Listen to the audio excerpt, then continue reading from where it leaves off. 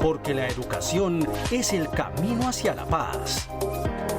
Nosotros vamos donde están las historias, buscando la verdad de maestros que hacen grande Colombia. Y todos sus protagonistas tienen su espacio en Encuentro. A todos nuestros televidentes, muy buenos días. Sean bienvenidos a una nueva emisión del programa institucional de FECODE.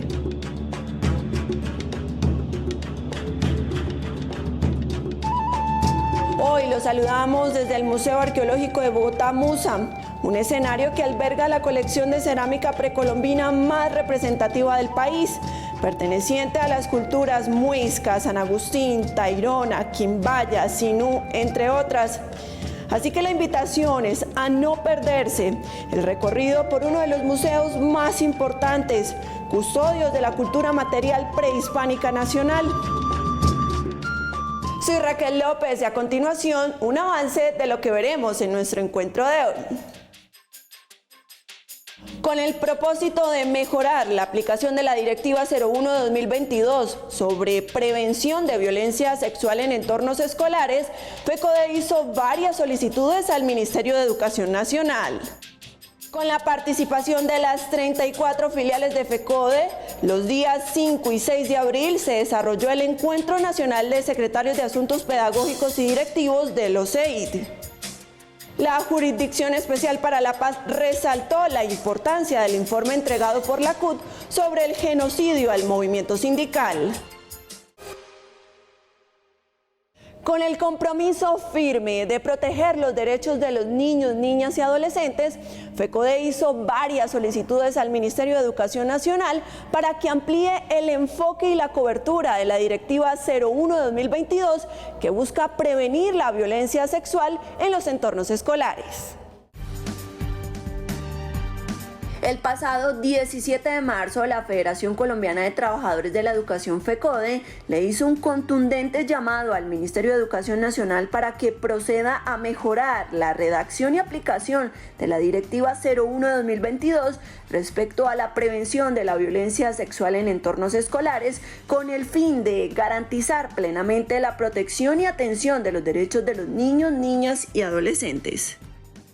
¿En qué consiste la petición de FECODE al MEN respecto a la Directiva 01 de 2022? FECODE en muchas ocasiones le ha pedido al Ministerio de Educación Nacional que intervenga de una manera ordenada y permanente frente a estos hechos de violencia sexual, de acoso, incluso de otros de maltrato que se dan en torno a las comunidades educativas, porque no solo se dan adentro de las instituciones como lo quieren ver, sino porque constantemente tenemos denuncias de niños, niñas que llegan maltratados o violentados a la institución. Entonces buscamos que precisamente sea algo permanente y articulado y que dé salidas rápidas y contundentes para poder proteger a los niños y niñas y jóvenes que se encuentran en una condición de violencia. ¿A qué hacen referencia las solicitudes planteadas por FECODE al MEN? Buscamos en esta petición, son 9 puntos, básicamente proteger a los niños, niñas y jóvenes que han sufrido violencias basadas en género, violencias sexuales que están relacionadas con lo que ocurre dentro de la institución y por fuera de la institución. Entonces, el documento que le llamamos el ministerio es para que esto no sea una campaña mediática porque hay unas denuncias públicas, sino para que realmente sea permanente. La atención y atender a tiempo. Tenemos casos donde hay denuncias en fiscalía hace 3 años, 2 años, con diferentes actores y no se resuelven. También exigimos que haya protocolos rápidos en el caso interno de Secretaría de Educación y con los jefes de control interno para que cuando haya estas quejas al denunciado se le retire, o sea, que no esté ahí y al denunciante, al menor, se le dé garantías para protegerlo. Incluso planteamos que haya acompañamiento en la denuncia, por eso tan importante que se eleve el número de docentes orientadores, ya que en el país nosotros tenemos instituciones donde hay 3.000 estudiantes o más, varias jornadas, varias sedes y un solo docente orientador, que son los que normalmente activan estos procesos cuando un maestro o maestra lleva la denuncia o cuando se evidencia una situación, y que haya profesional de apoyo que acompañe a las víctimas. Igualmente, que se garantice que a estos estudiantes académicamente se les dé situaciones como atención desde la casa, que ellos puedan avanzar en su año escolar y que en todas estas peticiones se aclaren rápidamente, porque lo que está llevando es a estigmatizar comunidades sin solucionar problemas. ¿Cuál es la importancia de esta petición para FECODE? Obviamente nosotros queremos que las escuelas sean espacios protectores y garantistas de derechos, que cada maestro y maestra sepa que cuando hay una situación que debe ser denunciada tiene una responsabilidad civil, social, moral, ética de ayudar a que se viabilicen estas denuncias y a que se protejan los derechos de los niños, niñas y jóvenes. ¿Qué incidencia tendría para la educación el acogimiento de estas peticiones? Una cuestión que se ha argumentado en los medios, y es decir que los sindicatos y que el fuero sindical protege a estos, sobre todo en el caso de maestros denunciados. Eso no es cierto. Por principio, en todos los espacios jurídicos del sindicato no está determinado proteger estos derechos, más que el debido proceso que se debe hacer con cualquier persona. Nosotros no asesoramos, esas son cuestiones penales que debe asumir cada docente, y por eso lo que nosotros decimos, hay que viabilizar todas las rutas, no solo para prevenir, para prever estos hechos, sino también para que hayan los mecanismos que logren identificar, individualizar las situaciones y que se garanticen los derechos. Para nosotros es muy importante que la comunidad educativa y la opinión pública entienda que ni FECODE ni sus filiales nunca han tratado de tapar o de respaldar situaciones de esta, totalmente repudiables, porque partimos de que la escuela es un territorio de paz. Y a esta hora de la mañana nos acompaña el secretario de Prensa y Comunicaciones de FECODE, el profesor Fabio Manuel Herrera Martínez. Profesor, muy buenos días. Hoy, 9 de abril, se conmemora el Día Nacional de la Memoria y Solidaridad con las víctimas del conflicto armado. Contémosle entonces al magisterio colombiano por qué es importante esta fecha para la historia del país. Muy buenos días, Raquel, buenos días para toda la audiencia de Encuentro. Un saludo especial para el magisterio colombiano y los trabajadores de la educación en nuestro país. Además de conmemorarse este día en el tema de las víctimas, también tenemos que recordar que se cumplen 74 años del magnicidio del dirigente liberal Jorge Eliezer Gaitán. Tenía todas las posibilidades de ser presidente de nuestro país y fue quitado precisamente con su exterminio físico, aunque hoy permanezca en la memoria de los colombianos. Pero no solamente fue a Gaitán, también se asesinó a Galán, Pizarro, a Bernardo Jaramillo, a Álvaro Gómez Hurtado, y se han eliminado una cantidad de dirigentes sindicales, políticos, sociales, ambientalistas, de tal manera que en nuestro país el magnicidio no para.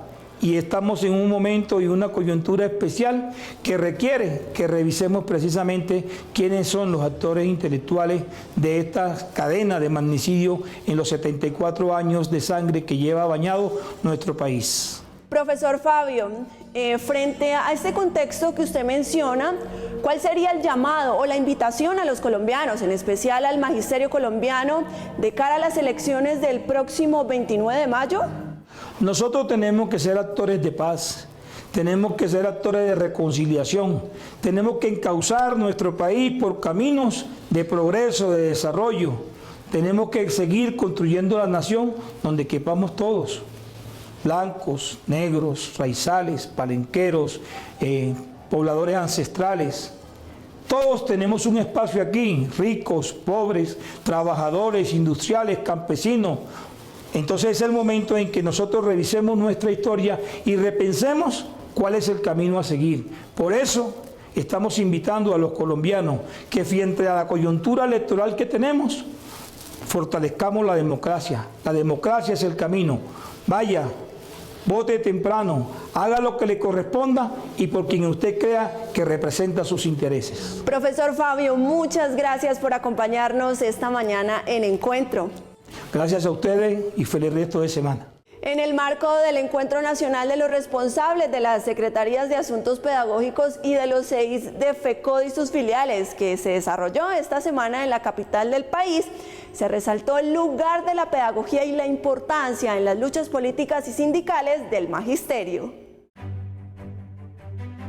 Los días 5 y 6 de abril se llevó a cabo el Encuentro Nacional de Secretarios de Asuntos Educativos, Pedagógicos y Científicos y directores de los CEIs de las 34 filiales de FECODE, con el objetivo de darle continuidad a las tareas que a nivel nacional y regional se vienen desarrollando para conmemorar los 40 años del movimiento pedagógico y el tercer Congreso Pedagógico Nacional, revisar el estado de las experiencias pedagógicas alternativas y los avances de la propuesta de la Escuela Territorio de Paz. Autonomía del maestro, habida cuenta a la definición que se tiene del movimiento pedagógico y desde el PEPA, la lectura que se tiene en la concepción del maestro. Necesitamos decolonizar la escuela, necesitamos sistematizar las reflexiones de los maestros y las maestras, mirar todas estas líneas, establecer esos mapas territoriales. Este encuentro definió las tareas fundamentales a ejecutar en lo que resta del año, orientó el trabajo conjunto de todos los CEID para lograr la consolidación de los círculos pedagógicos y la ampliación de las mesas de trabajo, de modo que abarquen la diversidad de las temáticas, áreas, modalidades y niveles educativos con el propósito de fortalecer la organización pedagógica de carácter nacional. ¿Cómo incluir algunas otras temáticas que de pronto en el momento no se encuentran contempladas, como es el caso del Sistema General de Participaciones? De consolidar experiencias pedagógicas que realmente reivindican una educación digna, una educación prospectiva que construye un país diferente. Fortalecer la Escuela Territorio de Paz, fortalecer y participar en el movimiento pedagógico. En conclusión, el movimiento pedagógico será protagonista este año porque su aniversario tiene como finalidad resaltar la identidad del maestro como sujeto de saber, que lleva las banderas de la autonomía escolar y que desarrollará en la praxis las tesis del movimiento pedagógico, los retos teóricos, metodológicos y organizativos que se necesitan para responder a los desafíos que tiene la pedagogía en la actual coyuntura nacional y mundial. Tras la declaratoria de nulidad del concurso de méritos para los etnoeducadores afros y raizales, el Consejo de Estado exhortó al Congreso de la República para que, a través de una consulta previa, expida un régimen especial que regule a las relaciones entre el Estado y el personal docente de las comunidades étnicas. Frente a la demanda interpuesta por el Sindicato Unido de Maestros Etnoeducadores de la Costa Pacífico Nariñense y la organización Palenque Afrourbano de Tumaco, el Consejo de Estado declaró nulo el decreto 3323 de 2005, por medio del cual el gobierno reglamentó la incorporación al sistema de carrera administrativa de etnoeducadores, afrodescendientes y raizales a través del concurso de méritos. Esto debido a que para la Alta Corte el contenido de esta norma desconoció el principio de la adversidad étnica como derecho fundamental de la identidad cultural y educativa contemplada en la Constitución Nacional. La Constitución del 91 genera una obligación con el Estado, y es que las minorías tengan derechos, y dentro de los derechos el de la educación. Las comunidades indígenas, con sus autoridades, crearon un órgano que se llama la CONCEPI. Ese órgano es como el órgano consultivo, pero tienen que ser consultadas todas las comunidades reconocidas por el Ministerio de Gobierno, son unas 127. Si todas ellas no dicen estar de acuerdo con la producción de una norma, en este caso el estatuto docente para los etnoeducadores indígenas, no es posible expedirlo. Al abordar esta situación, el Consejo de Estado dispuso la adecuación de su trámite bajo la ritualidad del medio de control de nulidad simple y no de inconstitucionalidad, y conforme a ello procedió a su estudio bajo los siguientes aspectos jurídicos para su resolución. Primero, el mandato constitucional de protección de la diversidad y la identidad cultural. Segundo, el derecho fundamental a la educación étnica diferenciada. Tercero, el derecho al acceso al empleo público mediante el concurso de méritos. Y cuarto, el servicio público educativo estatal y el sistema de carrera administrativa. Aquí nosotros podemos decir que esta posibilidad de generar una ley que le garantice derechos plenos a estas minorías tiene que ser producto de una concertación y el gobierno tiene que impulsar el resultado de la consulta. Si no hay resultado de consulta, no es posible expedir la ley y el gobierno lo que ha ido es amamantando, tener una gruesa población en condición de provisionalidad para hacer de eso politiquería, en últimas negarle derechos a estas minorías. Asimismo, el Consejo de Estado también determinó que el decreto 3323 transgredió el principio de reserva de ley del servicio educativo y del sistema de carrera por cuanto se expidió como una norma reglamentaria por parte del gobierno cuando es un tema reservado al legislador. Por lo anterior, el Alto Tribunal exhortó al Congreso de la República para que a través del mecanismo de la consulta previa se proceda a expedir un régimen especial que regule las relaciones entre el Estado y el personal de las comunidades étnicas diferenciadas. Es momento de darle paso a la profesora María Eugenia Londoño, secretaria de Género, Inclusión e Igualdad de FECODE, quien socializa temas de interés para los docentes del territorio nacional. Un SOS por la educación pública estatal en nuestro país. Desde el Comité Ejecutivo de FECODE estamos señalando que en el marco de una educación desfinanciada, en el marco de la imposición de una jornada única sin condiciones y en el marco de la imposición de la presencialidad sin condiciones previas y verificables, hoy la educación pública estatal se encuentra en total amenaza. Estamos denunciando el problema de infraestructura, las plantas de personal, fusión de instituciones educativas, fusión de grupos completos, el desmantelamiento de las plantas de personal y de igual manera el programa de alimentación escolar, el programa de transporte escolar que aún no inicia. Y es que la realidad rebasa la expectativa. Tenemos 25 entes territoriales en el país que aún no operan el programa de alimentación escolar. Tenemos 11 entes territoriales que no implementan aún el programa de alimentación y de igual manera 1 millón de estudiantes que no reciben ese importante programa de alimentación. Estamos señalando entonces la mala calidad en la minuta de esa alimentación escolar como una total amenaza por la salud de nuestros niños y niñas y jóvenes y por eso desde varias regiones del país están denunciando enfermedades transmitidas por la mala alimentación. Es un SOS que nos llama a la unidad de padres de familia, estudiantes, docentes, comunidades educativas, para que exijamos urgentemente una educación digna, financiada por el Estado, no el recorte de recursos, es decir, una educación que esté de cara a la dignidad del pueblo colombiano. Por eso FECODE lucha todos los días al lado de las comunidades educativas, gobiernos escolares y hoy el SOS significa unidad, solidaridad y lucha para salvar la educación pública estatal, que viva la justa lucha del magisterio colombiano, que viva la justa lucha del pueblo colombiano, porque una educación pública estatal digna sí es posible y la escuela es territorio de paz. Los más de 3.000 asesinatos contra líderes sociales en el país desde hace más de 6 décadas motivó a que la CUT realizara un informe que fue entregado a la Jurisdicción Especial para la Paz con el fin de que se abra un macrocaso que esclarezca a los responsables de estos crímenes. La CUT presentó ante la Comisión de la Verdad y la JEP un informe sobre el genocidio en contra del movimiento sindical en el país, con el objetivo de que se abra un macrocaso que esclarezca y dé con los responsables de estos asesinatos. Pues desde 1958 hasta la fecha se han venido golpeando a quienes hacen parte de la lucha constante por defender los derechos de los colombianos y el mejoramiento social, cultural y económico de los trabajadores. Pudimos señalar más de 3.800 dirigentes sindicales asesinados.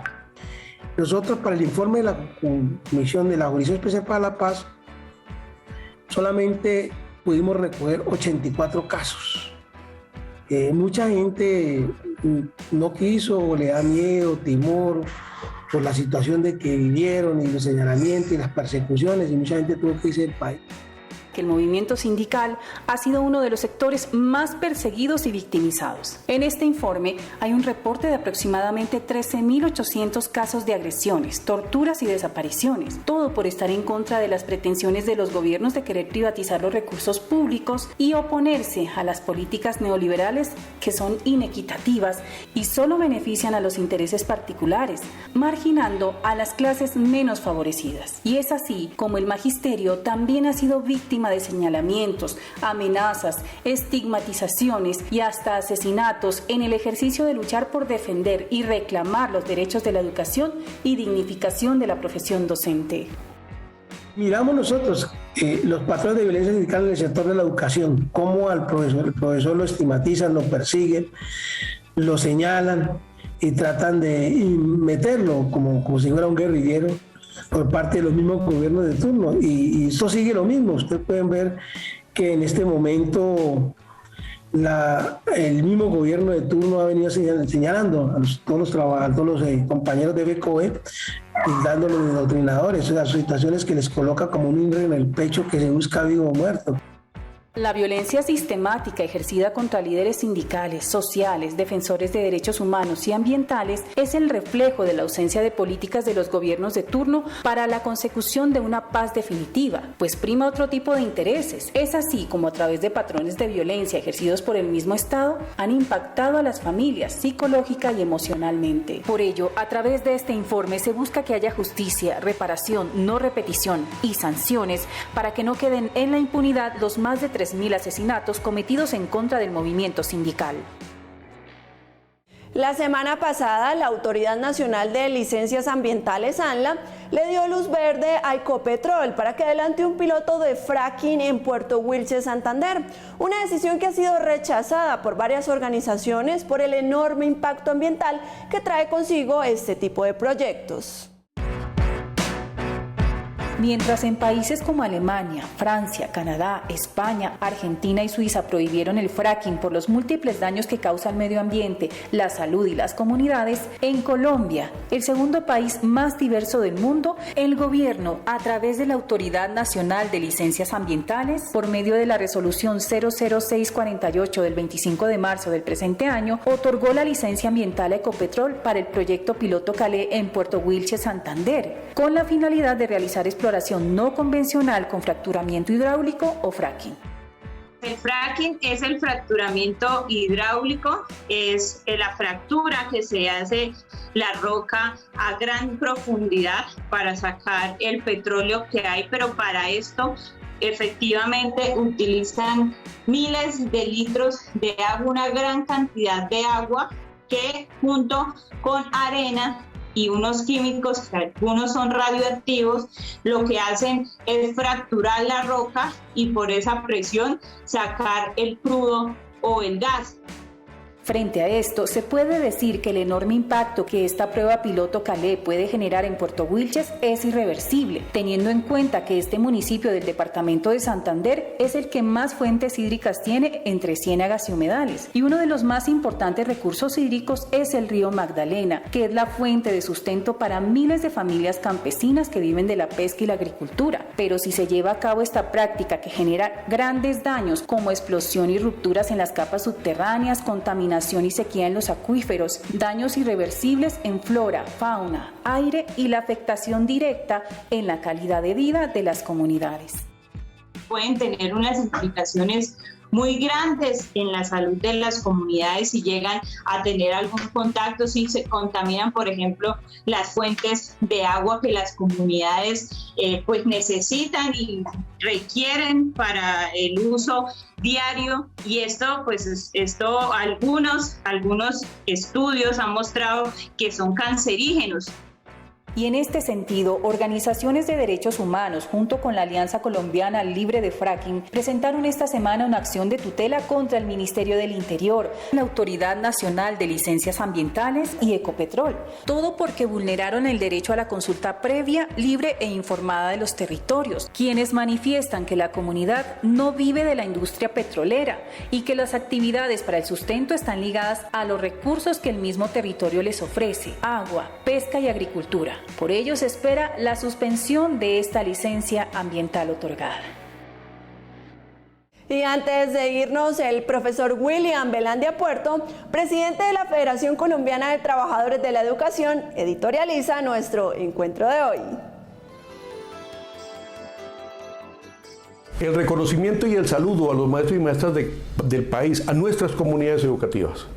Después de la sentencia del Consejo de Estado sobre el reconocimiento y pago de las cesantías parciales a nuestros maestros y maestras, solo queda que el Gobierno Nacional y el Fondo Nacional de Prestaciones Sociales emitan la directiva a las Secretarías de Educación para que se haga la radicación conforme a la sentencia, al auto, y que reivindica el derecho de los servidores públicos y en este caso de los maestros y maestras del país.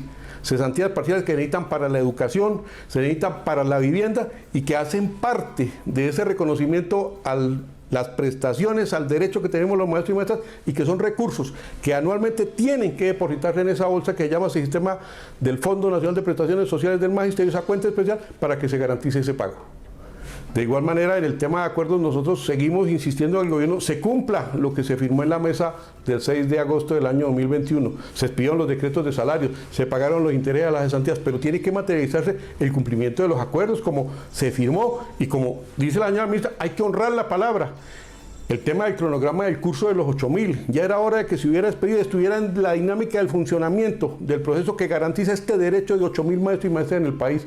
La convocatoria a la mesa para discutir la forma, el método para la evaluación en la siguiente corte mientras se consensúa el estatuto de la profesión docente y se articula todo un ejercicio que garantice ese proceso que desde el año 2012 se ha estado trabajando pero que no ha habido una voluntad política de cara a que se formule esa unidad en la regulación laboral para los maestros y maestras de cara a la dignificación del ejercicio docente y a la calidad de la educación pública. El tema de la financiación, urgente hoy para fortalecer nuestra bolsa del Sistema General de Participaciones y lo que tiene que ver con los demás acuerdos, salud, el tema de la directiva sobre jornada laboral y que no pase lo que sucedió con el manual de funciones.